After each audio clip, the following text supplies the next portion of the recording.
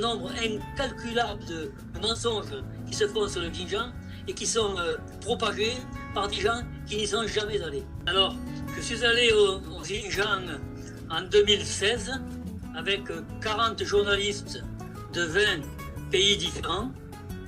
Et je suis revenu en 2018 avec ma compagne. Et nous avons aussi visité le Xinjiang et beaucoup de choses. Moi, j'ai vu au Xinjiang, j'ai vu une population ouïghour musulmane très importante. Cette population ouïghour musulmane est importante et on le voit parce qu'il y a beaucoup de mosquées. Il y a des mosquées, on le voit bien tout ça.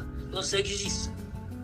Et on n'a pas l'impression que les Ouïghours sont opprimés et éradiqués. Ce qui est vrai, c'est que la Chine a fait un effort particulier pour les former à la langue, pour leur apprendre un métier. Ça c'est vrai. Puis j'ai vu beaucoup de danse. Les Ouïghours dansent. J'ai vu du folklore. Donc, j'ai vu une école primaire où il y avait les élèves, les enfants tout petits, on leur apprenait le mandarin, et puis il y avait une maîtresse qui était là pour le ouïghour. Donc tout ça existe. J'ai vu dans une école primaire, j'ai vu le cuisinier qui faisait la cuisine halal. Comme ça, personne n'était embêté avec sa religion. Donc tout ça existe, mais ce n'est pas ce qu'on nous dit chez nous. Vous ne pouvez pas imaginer les horreurs qu'on raconte chez nous sur ce qui se passe au Xinjiang, puisque vous savez qu'en fait, le mot le plus fort, c'est qu'il y a un génocide. La Chine, le gouvernement chinois a décidé de faire un génocide.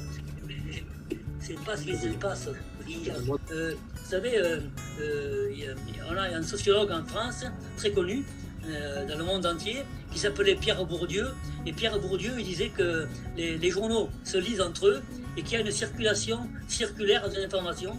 Un journal dit une chose, l'autre le lit, le répète, et puis ça tourne comme ça en boucle. Les hommes politiques lisent les journaux, le répètent, les journaux disent c'est vrai, puisque les hommes politiques en ont parlé, et ça tourne en rond comme ça devient de plus en plus gros.